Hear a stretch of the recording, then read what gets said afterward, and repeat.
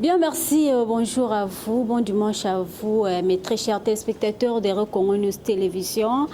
C'est bel et bien votre émission, à chacun son tour, une émission qui reçoit toutes tendances confondues des gens pour vous. Je suis votre humble servante Benito Diabonza, autrement appelée la noblesse de la presse congolaise. Voilà, merci à mon boss, le PDG de cette chaîne, Congo News Télévision, à la personne de M. Euro Basende et son épouse et maman Mami Uyangama. Voilà, merci également na Gloire Kayomboise derrière la caméra, pourquoi pas merci na yo Joël Voima à la réalisation. Cette émission est bongo sous coordination et à Moïse Basende. Je remercie également Chirac Isaïe, merci à Maître Bigiso et les autres. Voilà, nangimno tellement mingi lelo na émission oyo kandeto to salaka Banavette, je peux dire, il y a invité il y a genre nyos, il y a invité obno bolingaka. Le tembe bino mosal nzambe. Il s'agit de prophète Guy, azali mosal nzambe, prophète de la nation. A kombeta masolo o etal bongo makambo ya nzambe parce que tozali na monde o nzambe a existé akababi d'abord lui parce que c'est lui le suprême, c'est lui auteur ya Makambo nyonso, c'est lui la source la vie nabiso, c'est lui nyonso po nabiso. Voilà, je suis déjà avec mon invité ainsi que toute son équipe na émission Allélo. Je les salue. Bonjour et bon dimanche, Pasteur Guy. Bonjour maman. Comment vous allez? Ouais, je vais bien par la grâce de Dieu.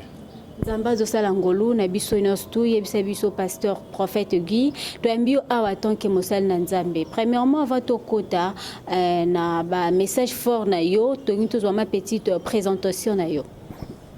Comme on a un prophète Guy, mon coco de la justice, la famille mon coco, donc nazo kamba église ya Asemo, nazo kamba baselil, eza 3. Makona ngaba, makona matete, makona njil. Voilà, tout la présentation, il y a Pasteur Guy Moukoko. Pasteur Motune Ezali Yakoyeba, Kosale Lanzambe na Aja Mokie, Otozali Komona yo, Tobengo Pasteur, to prophète, Denge Kaka Bolinga Kaka titre na bino, mais Okoyeba, Oko préciser en gros après. Motune Ezali, Kosale Lanzambe na Unde Tomonyo Lelo, Ezali appel ya Yemoko. Ezaki par révélation ou soit au remplacer Moutundeng Ezaka na famille papa était pasteur Azal Sounabo mo été remplacé Tondengeni. Merci premièrement pour la question de Tuninga. Kozala héritier et le comment boy. Non. Appel na benga mautamela bomwana. Na libumwa mama na ngai etikino na komi onazalelo. Donc na kati ya famille koloba ete mosala nzambe mo azalaki donc na famille na biso mosala nzambe atikala ko exister te dans les kabo o epesami ka epa na ngai moko na kati ya famille ba mama ba yaya ba leka ba koko de génération en génération peut-être que la pasteur prophète azate donc nzamba mona ki malam pas sauver libota na ngai pas sauver peuple de Dieu et sengela ki apona mutuloko la ngai nde abenga ki ngai na kati ya mosala na ye. Likabo yango eyaki na nzela nini ezalaki ndoto nzamba bimelaki par rêve tondeni. Bon nandaki premièrement non kolinga te ko servir nzambe. Je souhaitais nazala joueur na beta balé dans nasa mam na ngai mais nzambe lokola za nzambe wa bongisa mam na ndenge na ye o nga na benga kai acteur ya film donc yemoko ayebaki ndenge ya kobenga nga pepe na koétablir nga na mosala en tout cas ezalaki na nzela ya bavision nde nzambe amimonisaki na nzela na ngai apesaki ngo akokopesa ngai et puis yango naza liboso ya peuple nzambe bazolanda ngai. Eza vie moko spirituel, est-ce que tu kozwa vision to yeba plutôt vision eyaki comment et puis ezalaki na âge nini obanda service ya nzambe? Bon si je me rappelle encore, ils ont une vision encore oyo mutako bosana te. Ils ont une vision encore o ba vision ba benga ba vision encore principale. Na koko zana ba 1000 vision mais vision ana na koko bosana ngata jour moko te. Yangwana na solo ba. Dana ko tikala ka ko bosana ngote. ezalaki na mokomoko na ndeko beta balé pendant que na ndo beta balé na âge ya 8 ans. Du coup babuka kanga na zwaka choc na choc na ngai na lali donc tellement ezalaki makasi lokolo na ngai vimbi na ndeko kokavwa même pas kotambola. Du coup na moni mutu moko abimi terrible ebangisaki ngai wana kati ya terrain terrible mulai koleka bato nyonso tu abimi aya telemisi ngai mais physiquement bona telema ete aya telemisi ngai alongoli ngai wana na esika wana alongoli ngai na esika wana bisika amemaki ngai mpe nayebaki te bato nyonso tu bazalaki na esika wana bakamwaki parce que physiquement boye esalemaki ondire mutu moko na piqué crise na ndeka bato te nga bongo na bandaki komona nazomata pendant que nandi komata abisi ngai kobanga eloko te mpe nandaki kobanga bisika tonaki okenda mutu mpe na se natali nazomona bato bazolela ebisika akendaki na ngai nde bisika oyo nakendaki kozwa mpenza barévélation mpe mabombami ya kozala mosali na nzambe mpe nabetelaki mutu te kozonga na ngai na bulaki yango kaka eza kaka eloko moko kaka bongo nde kosalamela nga pour la deuxième fois aussi. Bon, pour la deuxième fois na âge à 8, première fois ezalaki na âge à 8 ans, deuxième fois kosalamela nga na âge à 13 ans. Donc nabosanaki ya liboso ayi koapparaître sur liboso na ngai abisi nga loko nabikisaki ya liboso ki te nabengi olingi te cette fois-ci na oboma yo potala bato bazolela même mutu ouais tala bato bazolela na nsima na yo natali namoni bana basi ebele bana mibali ebele bapapa mikolo mindele bablanc namonaki bato ebele na kati ya mokili parce que baafricain donc presque na bamboka nyonso tu na Asie Europe namonaki bato na barace nyonso tu bazolela na nsima na ngai ebisi nga tala bato nyonso tu bazolela so yo olingi okende be mpo na nini. En tout cas nafukamaki na bandaki kolela na se ya vision wana et puis nalamuki nde nalamukaki nakeki nabeteli yango pasteur ya église na biso asemo pasteur abandi korelate nga ndenge nini makambo yango ezali nga bateme na ngai epesa trouble na kati église mpona azwa bateme mwana mokie bapasteur akozwa bateme na age te age ya 13 ans azana mwana mokie nana miyebi te boye ti suka nango nazwa bateme na âge à 13 ans puis na kati ya intercession na 13 ans wana mpe bandaki maoko ministère ou lancé ministère tondeni te na 13 ans na bandaki intercession dans na koti na kati ya formation parce que eloko nyonso tu ya nzambe tanga tina kati ya mutu fo ezala encadré na bato o baza ba mikolo na yo ba papa o baba na nzela ngo liboso ba encadré lokola Eli encadré ki Samuel. Donc c'est un peu ça ma ramsusu na roko ebate mais ba pasteur ba ko orienter ngai eloko za siko erreur siko zo tomber na mikolo lelo yango yo mutu mo abo aza rempli na esprit de Dieu nzamba bengane ye mais vu qu'azaki encadré te nde ozomona mingi ba otambola na ba lini moko penza malamu te ozo pesa pasi na mokili mobimba yango wana. Merci, mais babongi le prophète. Différence ni ezalaka entre pasteur na prophète. On a bino mbokota différence wana. Sotoye ba teza domaine na bino. So ina lobi différence au bino botier parce que lobi différence. Mais tandis que la différence mo ezate na kati mutu na mto jouer rôle na ye. Pasteur aza mo bateli bapate. Pasteur aza mutu azo matu vers le chemin, a conduit batu alors que ça va tout repentance tikino na lola. Prophète à la lumière, aza ko éclairer pour batu pasteur a mon anzela bien na bapate bakota bokonza likolo. Donc pasteur azo conduit batu na katanzela mais prophète aza mutu aza ko éclairer chemin.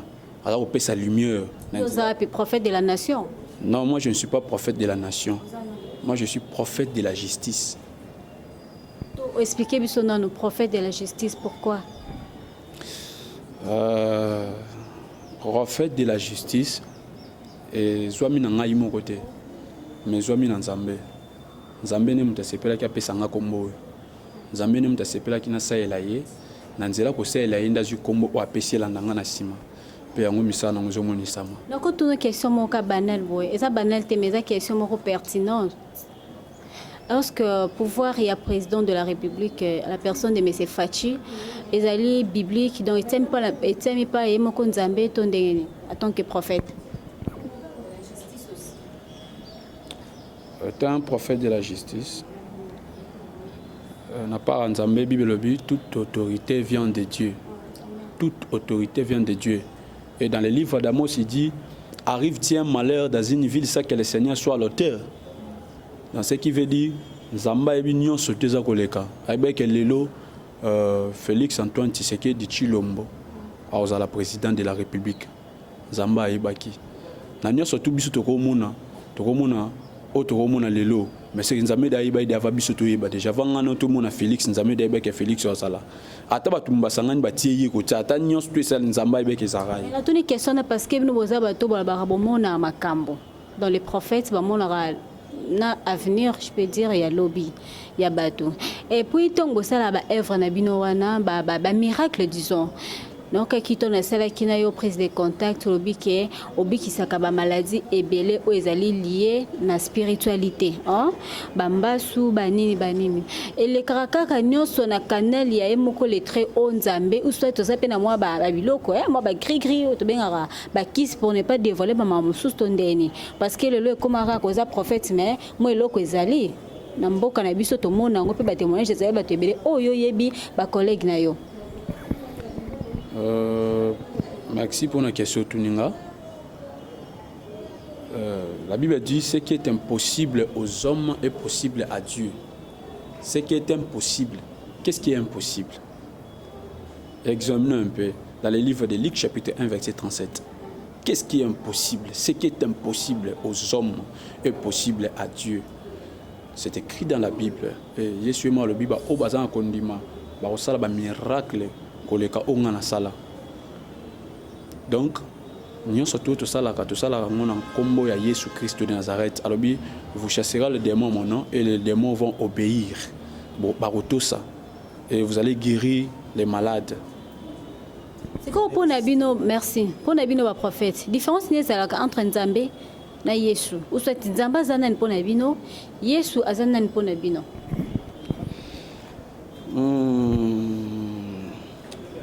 Et là, batu mingi bayebaka te. Nzambe aza mystère moko drôle. Ya omoni ba religieux comme ebele par rapport au peka ya makambo musuba sambela Nzambe mususu pona bango basambela Nzambe basambela Jésus te. Pona mususu basambela Jésus basambela Nzambe te. Bakabola papa na mwana. Mais tandis que débat oyo parfois question tuninga mutu asisa question oyo eza apôtre Philippe. Oazaki na Jésus. Pour na ba éviter na mokanda ya Jean chapitre 14 verset 8. Il y a comme na première Jésus-Christ bande ko tunaka mutuno yo tuni. Ngai na kati ya tata, tata na kati na ngai na kati ya papa, papa na kati na ngai biso mba to sali un banda bande ko loba. En tout cas trouble qui ngai celui qui a vu le Père, voilà, et trouble un peu Philippe. Pendant que ça qui troublé à telle habité, montre-nous le Père, cela nous suffit. Et quand il dit montre-nous le Père, cela nous suffit, du coup, Jésus-Christ a répondu. Alors, Philippe, banda kala kalovanda nangai, otikala koyiba ngai te. Si ko pesa nga réponse maman nangai, na tuni motuna, na za posa na ba maman nanga ndovandia. So yozo yipsa nga opesa nga réponse ke banda kala kalovanda ngo tikolo yibanga te, c'est nande maman. C'est que yo monde maman. Voilà. La réponse, on a déjà payé ça à la main. La Bible bientôt. Si je comprends bien, d'après Bino, Jésus-Christ Jésus, Jésus-Christ est Dieu. Maman, on a lancé un message dans le monde entier. Partout là où vous êtes, Jésus-Christ est Dieu. Mais c'est lui la parole faite chère. Ayaki na mosuni. Nanzela ya o ngana to botama. Mais Dieu est esprit. Yesu nzambe mpabike azali mwana na ngai donc mwana likinda c'est-à-dire mon fils unique. Comment okolo bakaka ye wana nzambe taye to vanda non na point wana. Maxi, la Bible dit la gloire de Dieu c'est de cacher les choses. Je peux vous donner un exemple. Olali na butu olingo kufa mais nzamba talisio voisin na bino akufi to papa no linga kufa mais nzamba talisio voisin na bino akufi mais liwezo le kalanda kuna bino mais nzambe pourquoi que talisoka que voisin akufi tandis que le kalanda na bino donc c'est que nzambe pe na kibonzambe na tika réflexion à batu par lui vous êtes des dieux mais pourquoi vous mourrez comme des hommes Jésus-Christ est Dieu. Comment? Parce que Yemoka lobi o ya moningai amoni tata. Peut-être vous avez mal compris le verset. Na tunaka question moko. Tozaka na point wana pona parce que ezali nakobengango perturbation et créer quand même ba contradiction dans le Nzambe. Pourquoi nani bien voilà. Tant que Jésus-Christ est sur la croix, quand il était crucifié, donc tant que qui est si réellement était Dieu, qui faisait l'intérim, il a géré biso, il a protégé biso, il a souffle de vie tout et tout. Parce que mystère Nzambe Tony. Merci maman. Il est omnipotent, omniprésent, omniscient.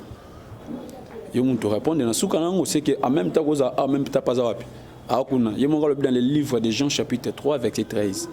Il dit ceci: personne n'est monté au ciel si c'est lui qui était descendu, le Fils de Dieu qui est dans le ciel. Il est où? À la droite du Père. Il est là, il n'a pas précisé, là il n'a pas dit qu'il est à la droite du Père. Mais il a bien dit: personne n'est monté au ciel si ce n'est que celui qui était descendu. Qui était descendu? C'est lui. Oui, mais il dit, le Fils de Dieu qui est dans le... Lui-même aussi, il est dans le ciel. Ok, merci prophète. Tozali ko continue toujours série de questions. La prophète Guy Moukoko. Voilà, prophète. Est-ce que c'est biso pourquoi majorité ya ba prophète bo zalaka incarné dans le ministère de Jésus-Christ? Incarné dans le ministère de Jésus-Christ. Prophète ou aza incarné dans le ministère de Jésus-Christ, c'est que prophète. C'est que yé aza prophète, aza atokobi ngai voyant, mais aza na misala ya mabe ya Satana. Yo posa voyant parce que tant on a ba démon ba ni aza voyant. Jésus-Christ mutongo bengaka kombone biso to ba kombone ka boya. Mais je peux vous dire que bandoki bademo banganga batunyo surtout à mabe ya solo kana kata monde molili selon la vision de nzama marabiso na kata ba réunion molili batanga kombone tende to tanga omboy. Solo nda maman. Donc nous salo to sala ya nkolo yemo ka lobi vous devez être mes imitateurs. Le Seigneur to landa lokolo na Yesu so landi lokolo Yesu to landa lokolo nani.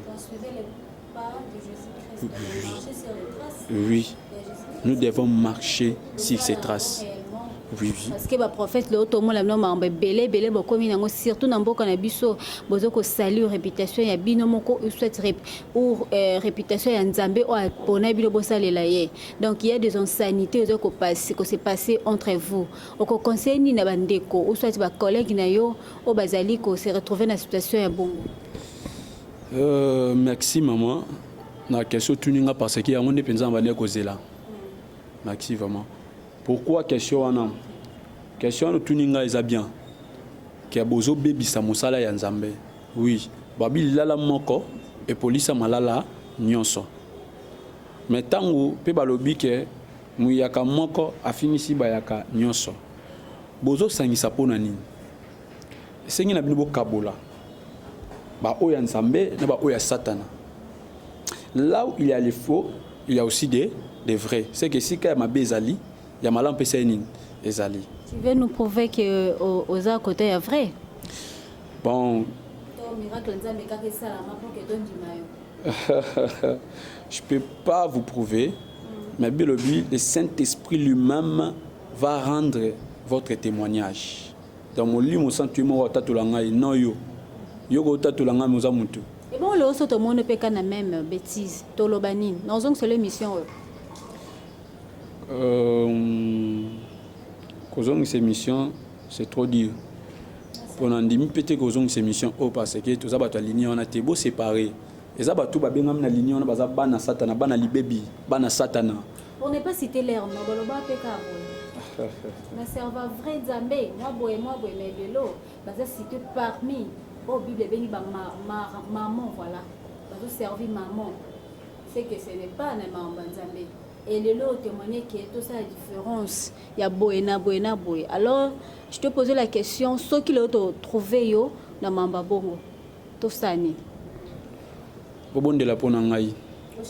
Na changé. Au sel makam aisement na kibonzoto esprit aux ala qui vraiment na état ya malamu. et biso to bonde la pona yo. Non, na bibo bonde la pona nga par rapport il y a eloko yo lingo lobetika osa maté. Donc c'est bo prier pour nga lokola pe biso pe bo soutenir nga na mabondeli parce que komate po pamba te lelo pe ba opi ba koyi wana nous devons les soutenir. Seigneur to prier pour na bango. Ça appelle accès. Bino ba prophète ba pasteur. Accès au pesa bino moko. Vous pesa accès. Na ba biloko ezali les malices voilà.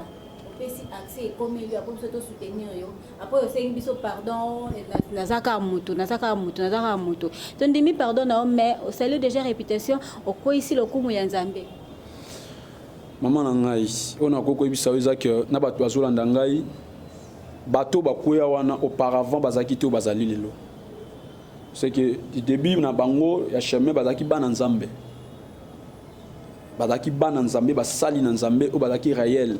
Mais vu que la Bible dit le diable est le plus risé.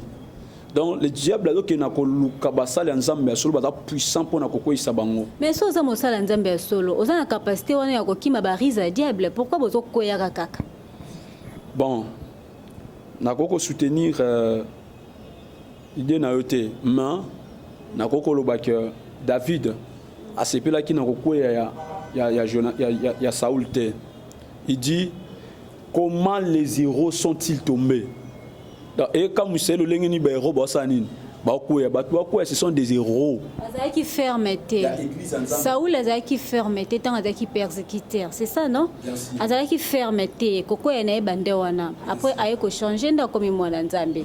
C'est ko o ezaki oza déjà mwana Nzambe benga donc oza o s'investir katina yo kibo Nzambe.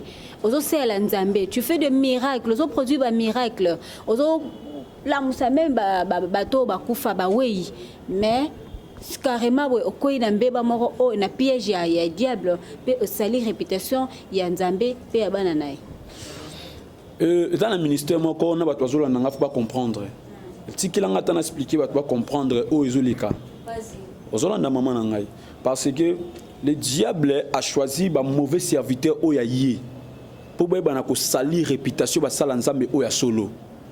Donc, le monde entier, Seigneur, balanda mission on m'a solo ba aw.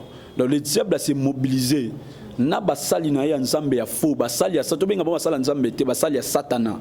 Donc, ba s'est mobilisé vu que bazo sa mabe wana elata basala Nzambe ya solo. Ba benga ba pasteur, ba apôtre, ba prophète ya solo ya lokutando zolo bana sundeni. Bible lobi na mukula suka ba prophète, ba pasteur ba apôtre ya lokuta bakoya ebele na mokili pe bako séduire bako kosa bato ebele be église mama ko tondi sabato makasi ya makasi mama na ngai église no bato bazé belete Moni okutu awo jaza accompagner na bandeko awo je sais pas bazali ba sœur église to bazali bato batambola na yo kaka baza ba intercesseurs. Intercession wana ya ba religion musu ba comprendre biso te avant que to passer bandeko hein to kotika bango qui mi statut qui boite faut pas s'exprimer quand même parole et c'est son intercession on a parbi nos besoins quand on ndengeni e utano wapi intercession au biso to zui angoti meto landi lo kolonde chukolo ba ministère incarné en Jésus-Christ parce que lui-même a intercesseur na biso pemene atata donc makila na ekulusu na intercéder rapport ba vie na biso à travers l'œuvre de la croix makambo ya sala donc même actuana lokola makila na ekulusu na intercéder kapona batuno soto masumu lengo pe biso to zo penda kisa ya ko intercéder. La Bible nous dit que l'esprit lui-même plutôt intercède pour vous par des soupirs inexprimables. Parce que l'esprit on est à katina bino to esprit de komi bino par là vraiment compréhension est à louche. Esprit wana eza kati na biso parce que inde sala bango ba intercéder pour la vie à peuple pour la vie à bateau pour la vie à monde entier et ça se passe comment ya kande nini et y karapa onction spontanément tondeni au monde Nzambe tanga poni Moïse j'ai trop aya ici Moïse joa molimo na yo joa moko na moko prier pour na bango pour que on se sentir peu à l'aise. Donc vu que tout le monde kamuya okoya ba pasteur mingi bazo koya parce que parfois Hollande la pe base ba intercession na bango za makasité ce qui intercession eza makasi bazo prier pour na yo jour et nuit na limite que tozana ba chitu eza lelo ebele o parce que ba pasteur na biso kala bazaka na confiance ya ba intercession lelo au mona groupe intercession pasteur abonde la suna intercession te au mona ya kuma alali na ndako ali ba fufu na ye alali pongi ala tiki ba intercession ba nyoka ma basa melaka ya oui za makasi baza forte na pourquoi ozwi kaka ba fille bazaka ba intercession mais belle bazaka te non ba o mibali pe bazali baza pe kuté belé koleka bango mais bazwa ki empêchement na mokolo lelo pe bango pe baza quelque part bazwa intercéder pour na biso nettoyer à l'émission ouais. Pasteur Guy Mukoko, et tu as toujours continuer ma solo na biso et lelo parce que yondo zali invité principal il y a émission na biso à chacun son tour lelo.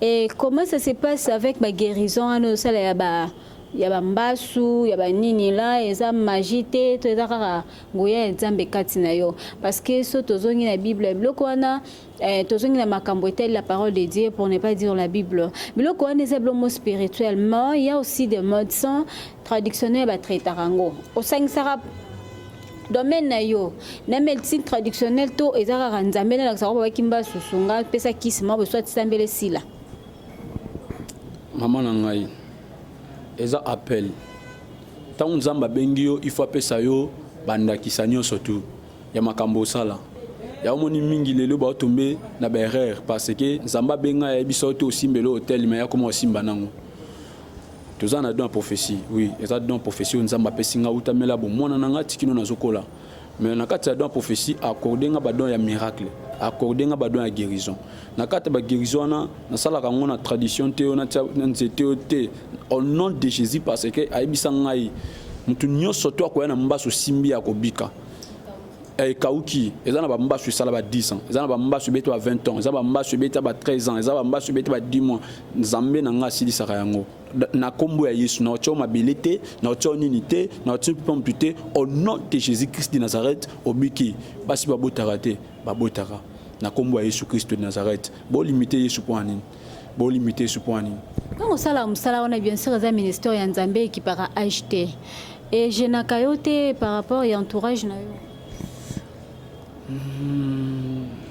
ko gêner c'est trop dire je n'anga pensate nazaka trop à l'aise parce que so lingo sa musala o bien kanga matoi kota la batute yota ka nzambe donc natala ka gauche te natala ka droite te d'ailleurs na rappel qu'on a ba amité on a peur de la famille déjà on a peur de la famille oui bala légalement ton système ba kinwa ka te mama na bala na bala madame Nangazali Ritilela Kobo a soutenir ko na ministère na yo to azakaka mwasi kaka a soutenir nga makasi na losambo makasi da yende mama mwana ngai na bala ye na mbongo famille na ye balia ba melanyo surtout esalema to kena na miso nzambe na miso l'état tout ça ma amno spécial on se ko pasteur Guy prophète plutôt prophète yondi malambo kana biso a kondima na kati ya mboka na biso prophète parce que beaucoup m'appelle na ba guerre entre bino ba prophète boza tellement ebele na habité so comme na ka business Joël voit ma na mi tuna na question et comme business tonin beaucoup m'a tellement ebelo le kabwe prophète na telo boko shinda kabako prophétie cérémonie yo ozobala mois prochaine cérémonie yo Dubaï boye mutu no yondima vraiment kondima na mosala o bosala na mosalo na salaka bango nyonso tu basala mosala malamu na ndimaka bango nyonso tu na kozwa kombo ta ya moko kombo ya moko soki na ko citer eza Kimbangu prophète mais aza suna bomo ouais papa to zotanga ba génération ya natanga wa papa wa kufa wa kenda ye wana penza nde na ndimaka penza parce que na mona plusieurs fois na ba vision na ngai na imitateur na ye tondeni imitateur na été ngana za imitateur ya Jésus Christ na imitateur ya Jésus-Christ de Nazareth na oza imitateur ya Kimbangu te parce mais que comment on a habité ils dispensé ba religion Kimbangu wana ya Kimbangu plutôt na bongisa il y a aussi tu ya religion Kimbangu ba croire que Jésus-Christ te donc pour et Jésus-Christ na bango eza Kimbangu ce que tant on de Kimbangu en même temps aux allez prophètes et justice aux aussi la Jésus-Christ ils ont créé moi perturbation te na ngambu. Merci maman pour la question. Ce qui veut dire que nous sommes en terreur. Nous sommes en terreur. Comment? Bon. Erreur. On comprend l'erreur. On a expliqué aussi que. Ok. Si on a une erreur, tout le monde a une erreur. Kimbangu a un prophète le roi Ngai de Nazalia. A un prophète le roi Ngai tout comme le Azalaka merci. Azalaka prophète le roi Ngai de Nazalia. L'open a beaucoup frappé prophète musupa le kabina ndi magi mukoko pour na ba oya mona na ko fa me molimo na ngeza toujours ko apparaître liboso ba topé pour na ko orienter bona bantela malamu Kimbangu asala ki na tana nzamba tinda ki asali la nzambe lokola biso me nzamba tizaki puissamment tu sais batoko ba Kimbangu baza batu mwa to benga ba légende baza batu mwa lokola baza n'importe qui te hein baza n'importe qui te ba lokola Moïse on nzamba tinda batabon na ba époque ya mon ce qu'on attend OP donc Kimbangu mo pas anira na kati na biso nzamba poni mutu mo na kata mboka oyo mais mboka so ba fongoli ka misu ba yebiye esili yo de jeu fongoli miso yebiye za nani on a la kofongola misu na yeba pe na tala zanga imoko gimo koko onza Kimbangu ya lelo mboka oyo donc o Kimbangu na kata mboka oyo ya lelo akolo bomaka mpesa kokamwe Gino Basende non la na habité ngai na commenter ni ici na point oyo pasteur Guimou ko fongoli donc pasteur lobi qui est prophète plutôt alobi que yende Kimbangu ya génération o c'est ça non ba œuvre ni ozo produit Kimbangu sala ka lelo ba œuvre no produit na sala kutu ya makasi parfois autant sous tata na Kimbangu sala te ya makasi bakufi bazo se quoi basi babotaka te bazo botana maloba bato bambasu bazo bika na osala ba makambo oza minene na wala mso watu bakufa na bamboka libanda na wala mso watu bakufa na Afrique bato bakufa lisusu oui bato bakufa ngana za aola msaba ngondenge ni à partir de téléphone hier kaka téléphone takufa la mutu oui bato ba dans la confiance na ngai te elikambo telo na zana ngoso na bengi prophète nzambe et mutabiki baza ebeli na mboka libanda et micho na zoba bazolanda biso tout à l'heure amen vraiment to komi vraiment ko chiter moi mke na émission mokola lelo mais on peut pas se séparer ainsi to moni pasteur azaki accompagné na ba sœur abengi bango ba intercesseur ya obasunga kaye ba accompagner kaye na ministère na yé ba se présenter to zui maman ça va bien la sœur Miradi. Tu as fait déjà combien de temps dans le ministère de Nzambe, dans l'église de pasteur Guy Mukoko? Bon, je n'ai pas vraiment traîné. Melina, vraiment. Bon, je fais 2 mois. Oui. Rôle dans les années dans l'église? Dans un intercesseur. Intercesseur. Et les candidats, nous sommes quand même l'idée. Bon, ça se passe bien. Tant que tu as la concentration et la prière, on voit plein de choses pour les autres frères ou de sœurs dans l'église. Merci beaucoup. Namoni derrière Ngai. Bonjour madame. Bonjour. Charlène. Maman Charlène, vous savez combien de temps dans le ministère il y a prophète? Bah 6 mois. Il y a pas d'intercession. Vous savez où il est Les rabbins. Intercéder pour la moto. L'intercéder. Sans doute. Derrière Yoto, ma chérie, bonjour. Bonjour. Je suis la sœur Esther. Sœur Esther, vous savez combien de temps dans le ministère il y a prophète? On a pu également d'un mois. Par mois. Intercéder déjà pour la moto et tomber réel. Bon, l'intercéder déjà. Ça s'est passé comment? Président Malam Nibazoua. Le résultat est toujours négatif parce que nous avons la croyance. Il suffit juste de mettre la croyance et tu vas voir plein de choses et tu vas voir tu vas vivre des produits, je te dis, dans ta vie. Merci. Zalaki Bongo, Namoni Basilité. Je peux continuer. Bonjour. Bonjour. Ma sœur Coco. Sœur Armine. Combien de temps cela dans le ministère de la Plus ou moins 3 ans. 3 ans. Oui. Oh, il y a doyen dans et vous savez avec l'intercession et les cantines. Déjà avec l'intercession et les caca bien.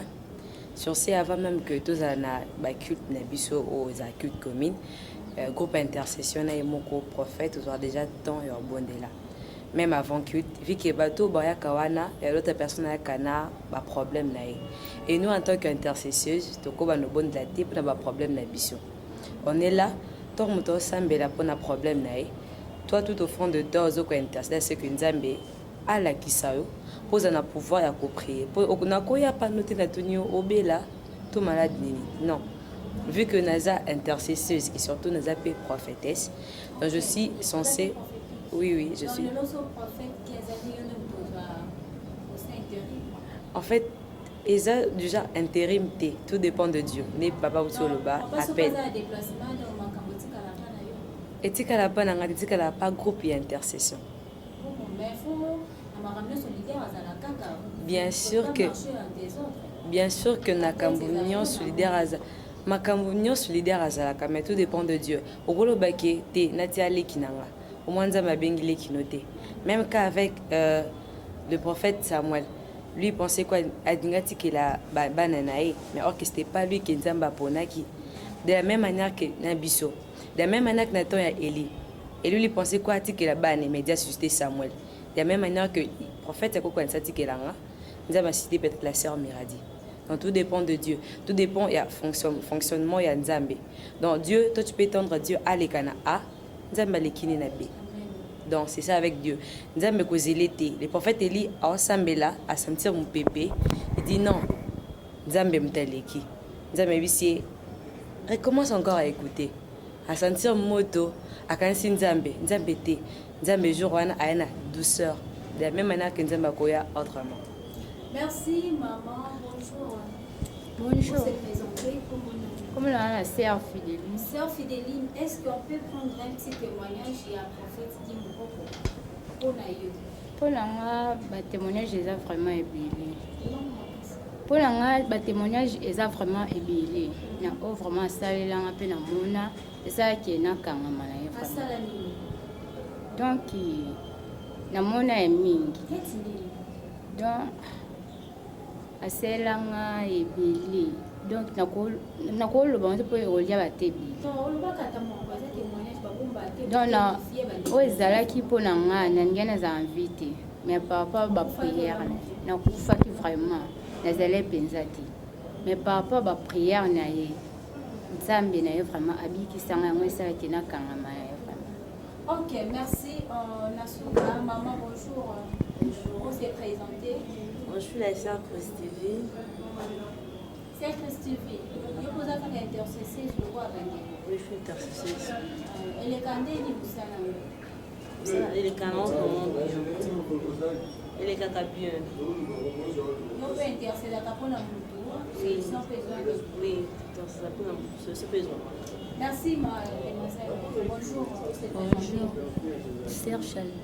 Sœur Chaldi. Sœur Chaldi, intercessée. Et les candés, vous savez, qui la catégorie. Et les canons bien. Les candés. Vous aurez fait ensemble la profondément vers la solution. Merci, maman, bonjour. Bonjour. Vous êtes présentée. Moi, c'est Sœur Silamite. Sœur Silamite, est-ce que beaucoup de témoignages chez un pasteur qui vous En fait, le témoignage de Zébélé, on a Koloba, à travers le prophète Jim Kokonde Naza en vie. Je vécu tellement de choses avec le prophète Jim Koko. Yango Salingana Kangamana. C'était aussi appel Yanzam Benin Tetin Biso to Kangamana prophète. Pour grâce à prophète Naza en vie, je vis tellement de choses que Nakufaka, prophète qui parle à Moussakanga. Oui, Nakufa déjà. Nakufa qui déjà Kenda qui paie déjà. En fait, Isaki Naoutaka école, c'était à 12h, ton à Zonginda, je me sentais. C'était en 2016, je crois. C'était en 2016, soit l'examen à fin de l'année. On a 6 examens à Zonginda. Du coup, je me sentais tellement fatiguée. Et puis, du coup, quand on a là, on a le sentir en raté. na senti neti molimo na ngai bimi na tikali na corps na nga moko. Ma sœur azaki libanda wala kotlamba na komi kobelela ye me ande koyoka ngai te. Et du coup, je vis un ange apparaître liboso na nga, mais na mona kilongi na ye azaki ane ko briller tellement. Il m'a appelé 3 fois mon nom, elle m'a dit na kota na nzoto na nga. Et puis ton na kota subitement na moni prophète qui a eu. Je vis tellement de choses. Bah ma kamboze ministère en Nzambe zebele. Nzambe bengi biso poto za lesika mona prophète poto yebi et peut-être un jour prophète a kozalati. Biso nem to remplacer prophète. Amen.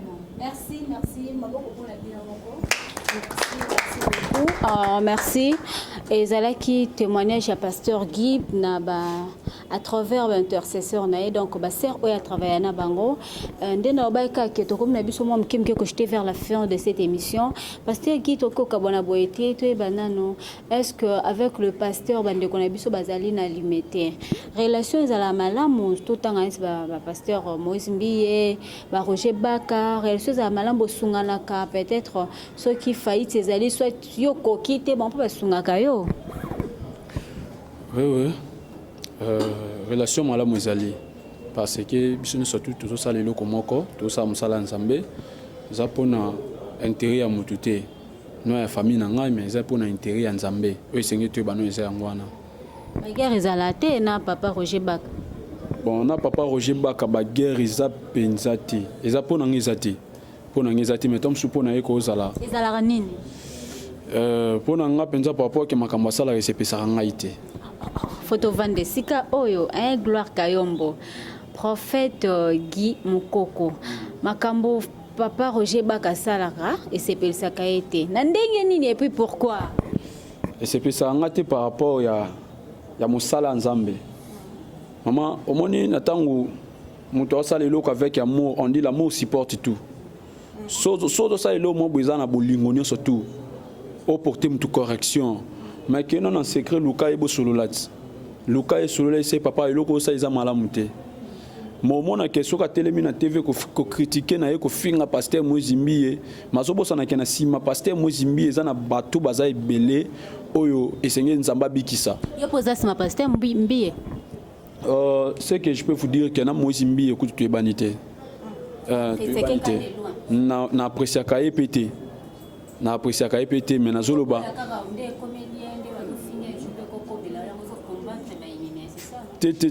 Nous défendre peu Moïse Mbiye, mais nous défendre l'église corps de Christ.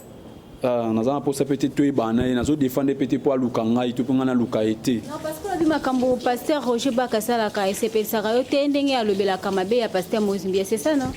Ndenga finga ka ibo ya lubakate ma finga ka ende alobela mabe pona tina na parce que maman ezana batu mususu oyo a bongola mutema na nzela pasteur Moïse Mbiye plusieurs personnes mingi bazana banzemo ne ba téléphone o lelo ba bongola mitema mais kasitan yo le kanate supporte tout bon supporter Roger Bakate point il faut le supporter kaka yo posa mosal na nzambe par amour wana ndenge esi biso na bible.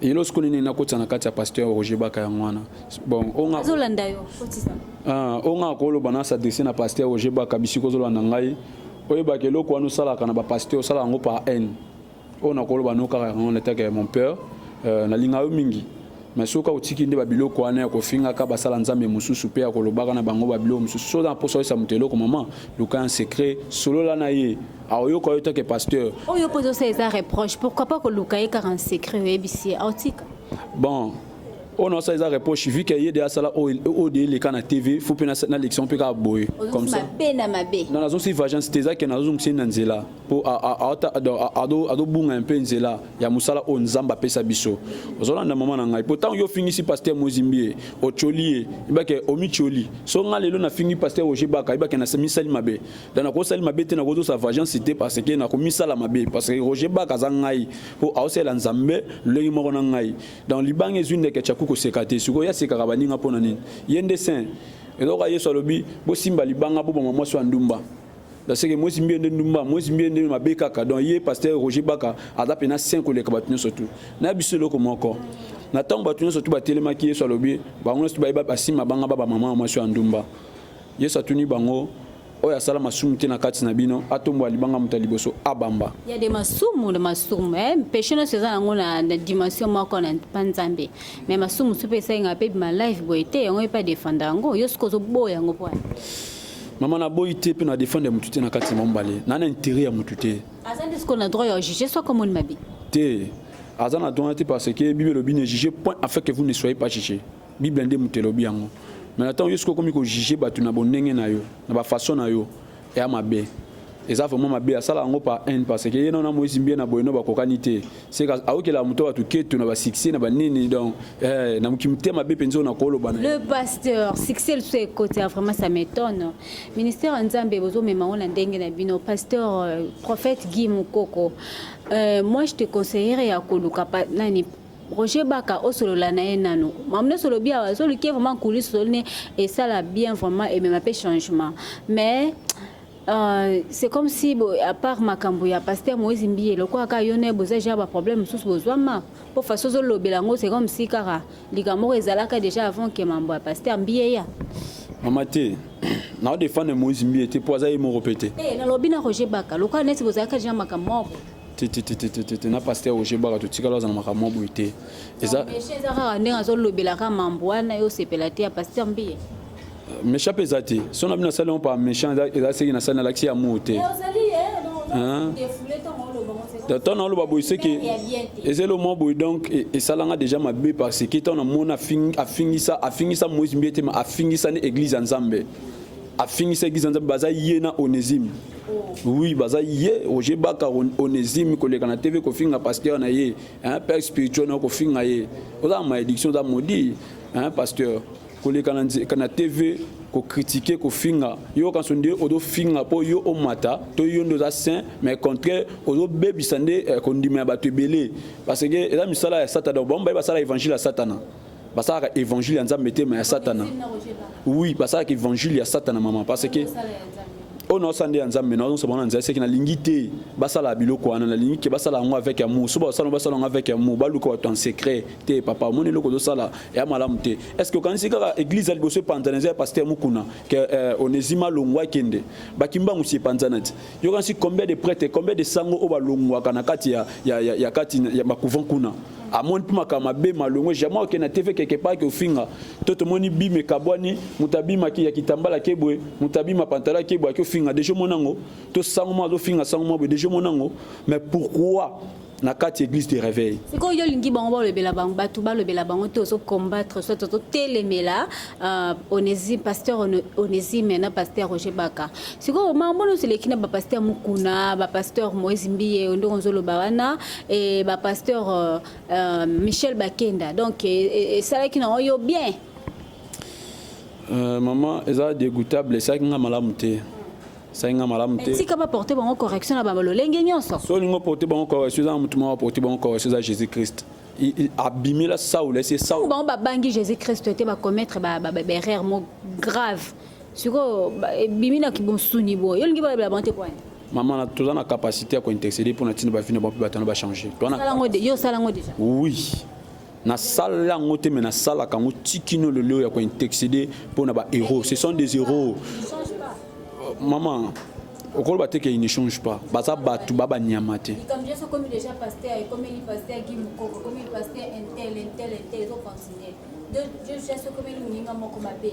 est-ce qu'on peut commettre sur que pour erreur il y a bon na autre quand même na autre bano awa wana eza serpent na kati église serpent azota na kati église pour na ko salir réputation ya kombo ya Christ et Jésus ya kombo ya basala serpent engol l'accès d'autre part boza forte pourquoi serpent doit toucher kabino ba prophète ba pasteur maman mingi ba komba incrédule za ba tumisu ba zaka na église de réveil le bongo la motema longo na catholique mais misu le ba zongi ba catholique ba zongi na ba église ba sambela à cause makambo donc na ko biso kasi tika pasteur Onésime tika pasteur Roger Baka ba reprocher bona ba manière na so atoko ba mabanga mais yo koloba te ke nazo sepelate nde ba zo sala boye tika bango parce que ce sont ende ba luki ba komatina ba niveau wana ngako mona nda prophète de la justice ngako mona nda prophète de la justice donc alinga ici quand azali bosembo un peu zala o azama mabe zongi sena mabe azama malamu tena malamu senga na lini donc message nanga en fait ezaboy ba guerre wana batika ba guerre wana na kati église de réveil ezama malamu te avant yo pekisa ba guerre wana tika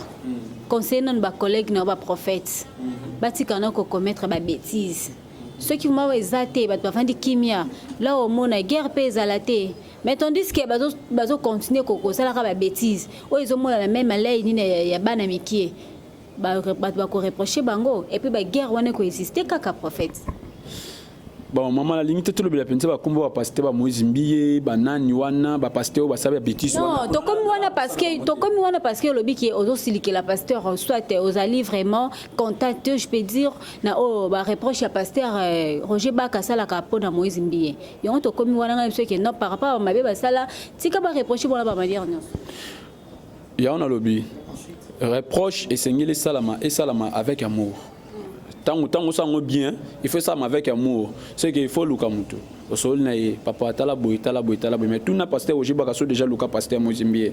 Qui a aucun ko dénoncer donc Moussa les salami mais tika Moussa la rende salami à satana salama yo ozali susu bani susu ko lobali susu mama a kimi ça va te bénir na kata église pasteur aujourd'hui bakaso la nangai. Bien sûr, mais ce que mutema mon nzambe ko sukate il faut adam bateli pate na si kaza mutema monene. De fois de azo Moïse Mbiye lokola mwana na parce que ya bani musala nzambe kala ko le pasteur Moïse Mbiye a mwana na wakati ya spiritualité. Oko conseil kasini. Conseil na kopesa ye. Pasteur Roger Baka bisi ko zolanda ngai, mon pasteur, je vous respecte beaucoup. Mais on a kopesa le conseil, ça na amour ya église nzambe. Tala si église nzambe ekende. Bino nyo surtout ba pasteur Moïse Mbiye tu botala ndesika église des rêves ezokende. Ba bi que église des rêves est puissant. Ba bi que église des rêves ndesimi mboka oyo. Eza catholique te eza kimbangu te eza ba bima te. Église des rêves ndesimi mboka à travers ba prière de population est sauvée. Mais aujourd'hui ba na posa ba kitisa ba buka ba éliminer église des réveils. Wana ta mission ya Satan na kata mboka oyo. Mais ba kokorate. Malamu ba matana likolo ba bomaye meye moko. Voilà, fidèles spectateurs avec pasteur Guy Moukoko. Donc comme nous avons vraiment cochité, pasteur mot de la fin Kozani ni pesa adresse église numéro de téléphone pour la basel pour l'endroit de partout. Maman mot de la fin nangai étant un prophète de la justice. Akoko annoncer le comment on a kati monde entier au bazolanda ngai pe na kati mboka na biso. Pe na ba konza mboka au bazolanda ngai. Et le monde akoko annoncer na ba konza mboka boy ba été mboka ona façon stu boko memango na façon stu boko kenango na oyi sabino ka lo moko itika na mito ba congolais nyo surtout ba libanda boko nyoko la mboka ona façon tu bozu ba minéraux bozu tous les richesses mais na oyi sabino ka richesse moko botika la zoate za richesse ya makila ya Congo ya makila ya kozala congolais c'est tout un héritage on nzamba pesa na biso malgré bo faire souffrir mboka o me congolais vivre les pays musuba kimamboka kwa crise mais na confinement on a dit ça yo yana mabota monter la lanzala malgré toi la lanzala mais toi la lanzala te bazolia bazomela c'est pour na yebisa bino ka kenzamba nzamba mboka oyo bo kufa bo tika mboka oyo donc c'est que bo sana bino mabete na ndenge mo ya kimtema mabe po bo trahir bato mboka oyo po dès que bo trahir bato mboka oyo bozala pini et pas nzambe donc na lancer message on ba konza mboka nesto o bazo kangai numéro de téléphone en Zali 089 011 75 84. Ceux qui ont les kits aux 089 084 72 91 231. On a peine ce que bengai au coratenga église Zali na matete na kwenyede na première avenue na terrain kakawana na terrain ya terrain chobo.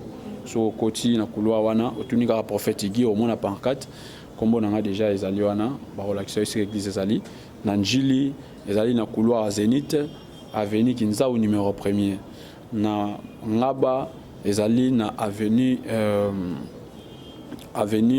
Kianza en face à Lobo Kianza et puis numéro 78 so koti otuni prophète Guy on tuni surtout ako guidéo bisika nazali.